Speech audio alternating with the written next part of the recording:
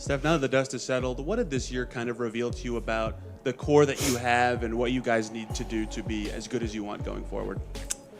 Yeah, I think first and foremost, it just revealed the kind of character that we have. The toughness, the relentless spirit, the flexibility, the versatility, and coachability, honestly.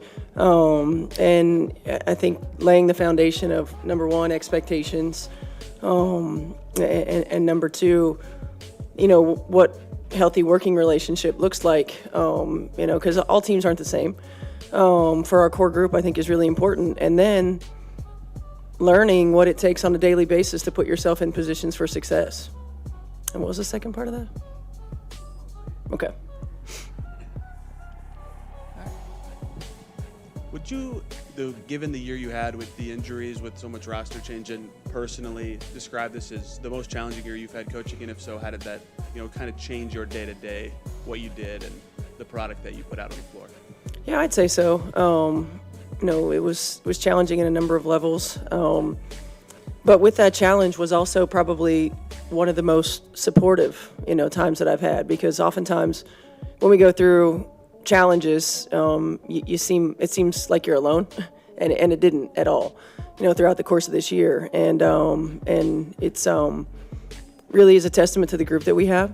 So it has been that for sure. It's just still so fresh that I really haven't had a lot of time to reflect. But with this group and what we were able to accomplish and the foundation that we were able to lay, all the while knowing, I said this at the beginning of the year to our team, but I truly believe that connected teams are winning teams, and making sure that, no matter who comes into our locker room, comes into our organization, that is a priority. Hey, Coach. If you had to sum up the season in one word, what would it be and why?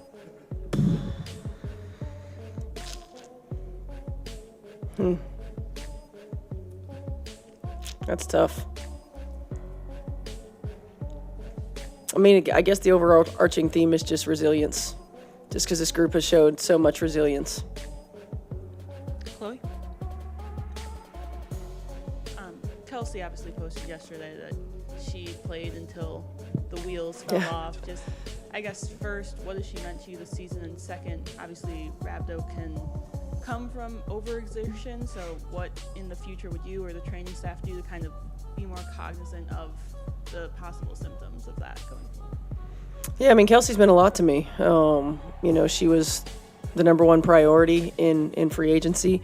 I have always admired, how she plays the game and what she brings to a team, and was certainly looking forward to an opportunity to coach her and work with her. I've watched her for a long time from afar, calling her games and certainly in the WNBA. She's just the ultimate competitor. She's a great human being. And she does literally leave it all out on the floor. And, as a former player and as a coach, the appreciation that you have for somebody who does that is just, it's at an all-time high. And so I have so much respect for how she goes about her business and the way that she plays.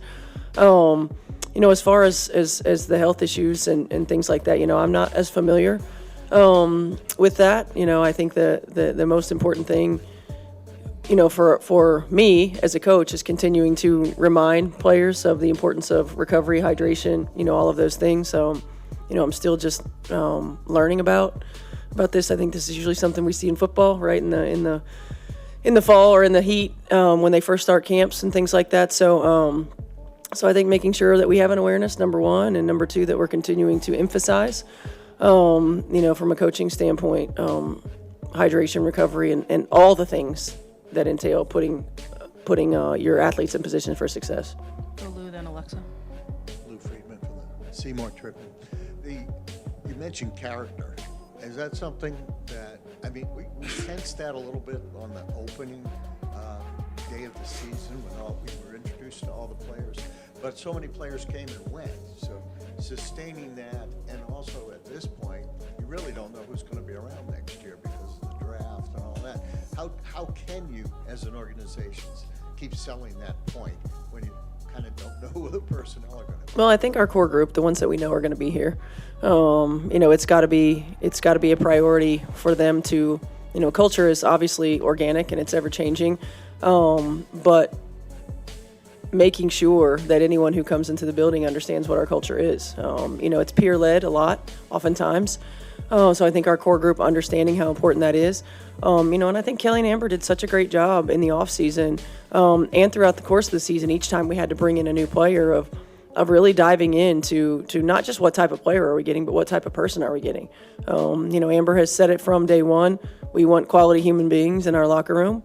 And obviously sometimes, there are misses because it's sport and that happens.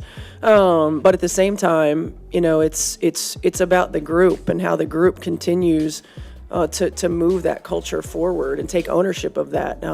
Because most of the time, as a teammate, you want to feel like you're in it together and you create that environment in the locker room. Hey, Steph.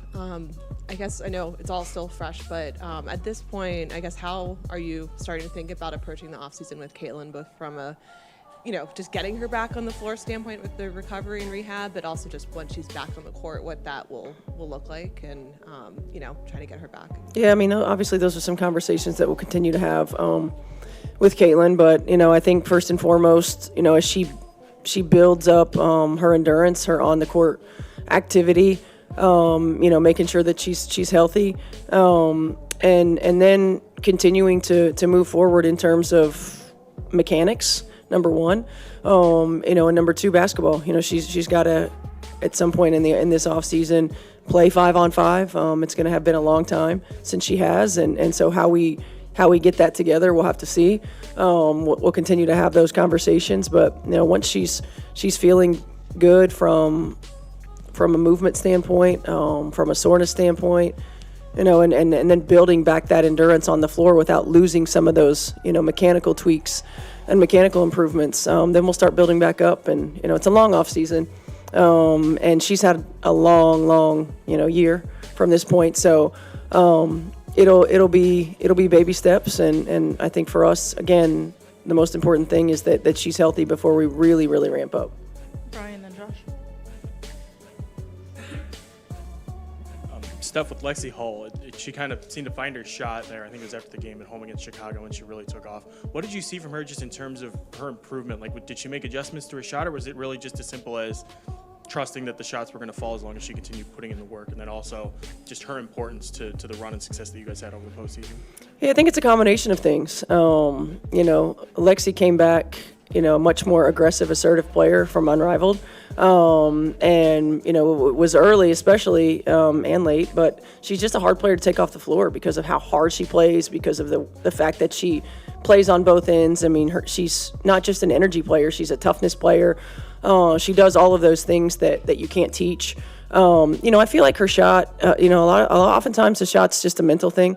And at various points throughout the course of the season, she was defended differently. She's defended differently when Sophie and Caitlin are on the floor with AB and Kelsey than she is when they're not playing. She's defended differently when Ari's on the floor and her speed and ability to get downhill and force people in rotations than she is, with Odyssey or with Shea on the floor.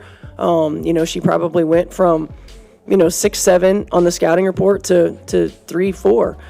So it's there's a number of factors that go into it. I know that, from my standpoint, like I'm never worried about her shot. It always looks good. She always takes good shots.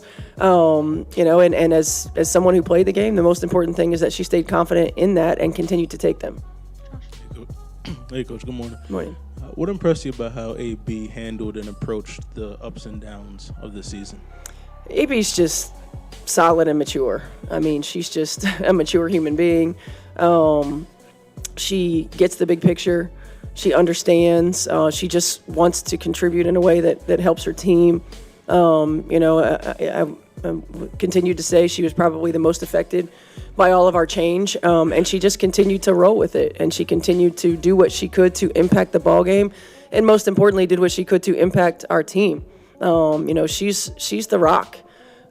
She's the one who keeps everybody, settled, keeps everybody calm, manages situation. And I think you saw her continue to improve in different ways throughout the course of the year. And I expect that improvement to continue in this offseason. We'll go back to Pat and then we'll come back to the front.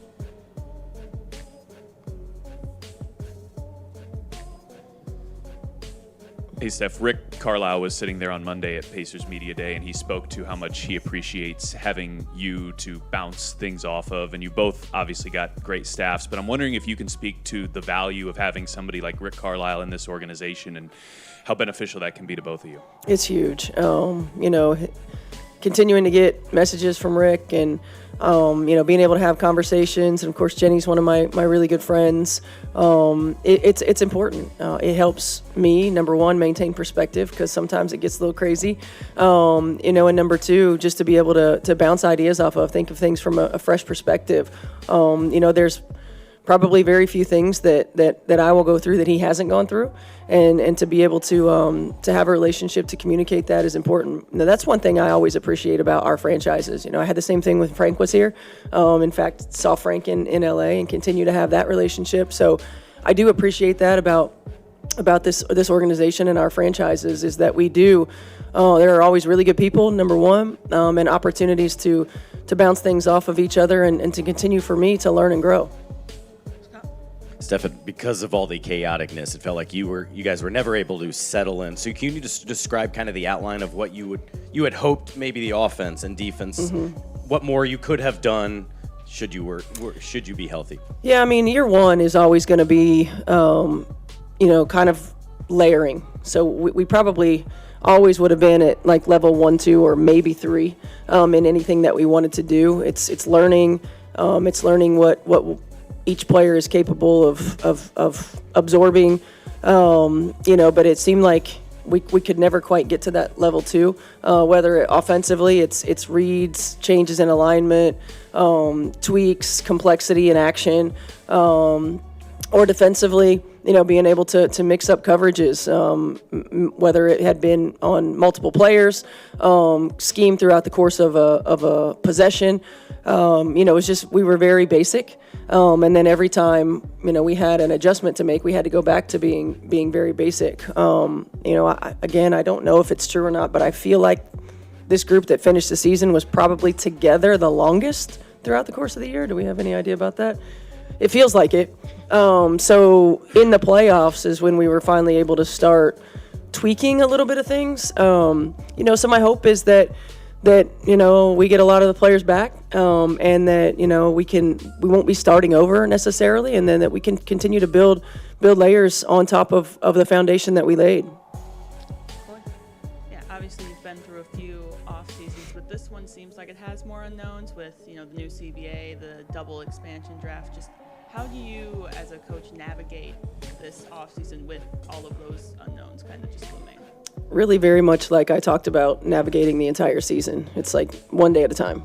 It's you get exhausted if you start thinking about the what ifs and what can happen. And right now it's about wrapping up what we've done here and, communicating with each of our players, laying out foundations for the ones that we know are going to be back or anticipate being back, and things that we can do in the off season, and then rest, recovery, so that I can have the energy to do all the other things. So I think it's speculating about what's going to happen, what could happen. It's just exhausting. Probably would have done that 10 years ago. Right now, I'm just going to be where my feet are. I'm going to, take it one day at a time. We'll have conversations, certainly as a staff and organization. But until we know what direction we can go, it's just being in the moment. Time for one more in the back with Rich. Steph, just how remarkable was what this team did this year? Yeah, I think if you ask me in 3 or 4 weeks, I'll probably have a more in-depth answer, because I really haven't had a time to process everything. But it even throughout the course of the season, it doesn't go unnoticed or doesn't escape me just how unique this group was. There are a lot of groups and a lot of talented groups that I've coached or been a part of that would have folded, right? That would have just used every excuse in the book to not put ourselves in position to be successful or to make excuses, and this group didn't. And it seemed like every step that we took, whether it was unknown or not, and whether it was a good result or a bad result, they allowed us to push them a little harder, push them a little further, challenge them a little bit more, and all the while, the entire group, we loved on each other. I mean, like, look, we went through some real human emotion throughout the course of the year. I mean, seeing your teammates go down, seeing some things like that, it hits you. And you have to process that in order to be able to move forward. I think as coaches, certainly for me, I can't speak for everybody else, but part of the ability to just be in survival mode and problem solving mode is what kept us going. Your adrenaline keeps you going, and yes, it's the job, but number two, it's like when you're putting really good people in positions for success and they're giving you everything that you have, it is your job to find out, and you want to find anything and everything that you can do to put them in those positions for success. And so, being able to be in problem solving mode kept me going. Again, I think when I have a chance to sit down and really reflect, on this, you can look back and probably think it's pretty incredible what we did. But as competitors, you're 5 minutes away from the WNBA finals, and that sits in a very uncomfortable position the entire offseason.